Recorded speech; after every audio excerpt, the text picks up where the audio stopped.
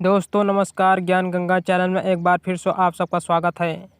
दोस्तों, चाणक्य पंडित का जन्म 371 ईसा पूर्व में एक ब्राह्मण परिवार में हुआ था। इनके पिता का नाम चाणक्य था, जो कि पेशे से एक शिक्षक थे और यहीं से इनका नाम चाणक्य पड़ा। इनका गोत्र कोट था और यहीं से इनका दूसरा नाम कौटिल्य भी पड़ा। लेकिन बचपन में इनके पिता ने इनका नाम विष्णुगुप्त रखा था। आचार्य चाणक्य तक्षशिला विश्वविद्यालय में पढ़े थे और बाद में वहीं पर शिक्षक भी बने। लेकिन चाणक्य भी बचपन से ही रुचि राजनीति में थी। अध्यापक बनने के बाद आचार्य चाणक्य पाटलिपुत्र चले गए। वहां जाकर वे नंदवंश के न्यायालय में विद्वान बने। धनानंद द्वारा आचार्य चाणक्य का अपमान।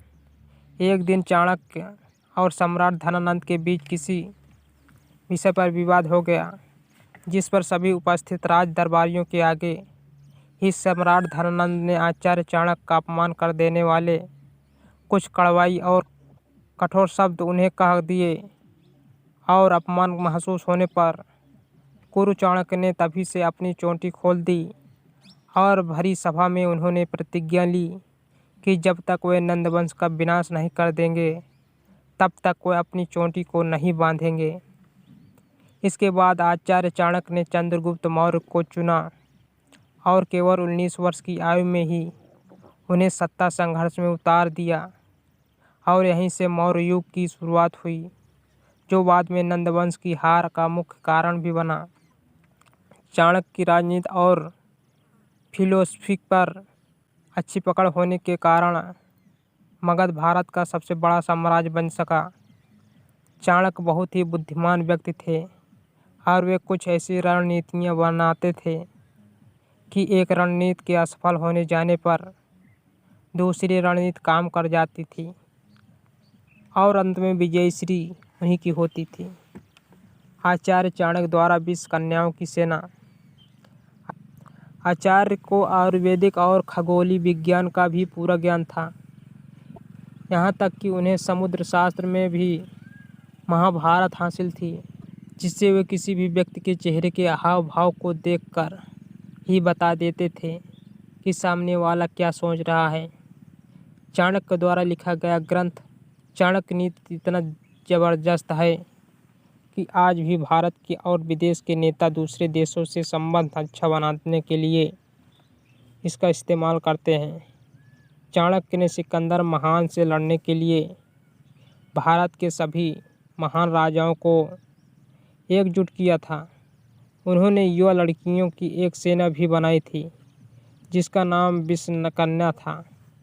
गुरु चाणक्य ने इन लड़कियों को दुश्मनों को छल से मारने के लिए तैयार किया था। इन लड़कियों के चुंबन में ही जहर होता था और वैसे ही दुश्मन इन पर आकर्षित होकर इनके पास जाते थे तो वे मारे जाते थे। आचार्य चाणक्य द्वारा चंद्रगुप्त को जहर देने की वजह से चंद्रगुप्त की पत्नी की मौत। चाणक्य चंद्रगुप्त मौर्य को भोजन के माध्यम से थोड़ा थोड़ा जहर देते थे ताकि वे किसी दुश्मन द्वारा धोखे से जहर दिए जाने का शिकार न हो पाए। लेकिन एक दिन गलती से चंद्रगुप्त ने अपनी रानी के साथ खाना साझा कर लिया, जो कि 9 महीने की गर्भवती थी। वो तो जहर से मर गई, लेकिन चाणक्य ने उसका पेट काट कर बच्चे को बचा लिया। इस बच्चे का नाम बिंदुसार रखा गया। जिंदगी के आखिरी दिनों में चंद्रगुप्त तपस्या में लीन हो गए और सिंहासन खाली होने की स्थिति में बिंदुसार को राजा बनाया गया। आचार्य चाणक्य के खिलाफ साजिश। चाणक्य के मरने के बाद भी चाणक्य बिंदुसार के सलाहकार बने रहे, लेकिन चाणक्य और बिंदुसार के बीच दुश्मनी पैदा करने के लिए राजमहल में एक साजिश रची गई। साजिश का मास्टरमाइंड बिंदुसार का मंत्री सुबुद्ध था। बिंदुसार ने चाणक्य को बहुत ज़्यादा आदर व सम्मान दिया था। यह सुबुद्ध और दूसरे राज दरबारियों को कतई पसंद नहीं आया। सुबुद्ध ने बिंदुसार को किसी तरह ये विश्वास दिला दिया कि चाणक्य ने ही आपकी माँ को मारा था। फिर क्या था? बिंदुसार ने बिना पूरा मामला जाने ही चाणक्य पर अपना पूरा क्रोध निकाल दिया। आचार्य चाणक्य की मृत्यु। चाणक्य की मृत्यु से जुड़ी पहली मान्यता। बिंदुसार द्वारा अपमानित किए जाने पर आचार्य चाणक्य राजमहल छोड़कर जंगल चले गए और उन्होंने गम में वहाँ पर खाना पीना छोड़ दिया। जब बिंदुसार को हकीकत का पता चला तो वे शर्मिंदा हुए और उनको मारने के लिए बिंदुसार जंगल चले गए, लेकिन चाणक्य माने ही नहीं और उन्हें भूखे प्यासे घूमते हुए उन्हें अपनी देह का त्याग कर दिया। चाणक्य की मृत्यु से जुड़ी दूसरी पहली मान्यता।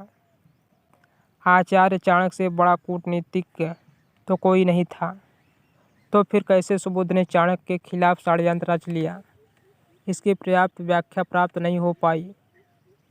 चाणक्य की मृत्यु के जुड़ी दूसरी मान्यता के अनुसार चंद्रगुप्त की यवनी पत्नी हेलेना ने उन्हें जहर देकर मार दिया था। सेल्यूकस को चंद्रगुप्त से हारने के बाद मौर्य साम्राज्य से संधि करने के लिए बाध्य होना पड़ा और चाणक्य ने चंद्रगुप्त की शादी सेल्यूकस की बेटी हेलेना से करा दी ताकि यवन दोबारा हमला न कर सके। कहा जाता है कि आचार्य चाणक्य ने हेलेना को विदेशी महिला मानते हुए उसके पुत्र को राजा न बनने देने की राय दी थी। इसलिए यह मान्यता भी प्रचलित है कि चंद्रगुप्त की मृत्यु के बाद हेलेना ने ही जहर देकर चाणक्य को मार दिया था। चाणक्य की मृत्यु का कारण चाहे जो भी रहा हो, लेकिन अखंड भारत के उनके योगदान के लिए उन्हें सदा याद रखा जाएगा। चाणक्य सबसे बड़े राजनीतिज्ञ थे, इसकी पुष्टि अनेक माननीय लोगों ने की है और करते रहेंगे। तो आज की इस वीडियो में इतना ही।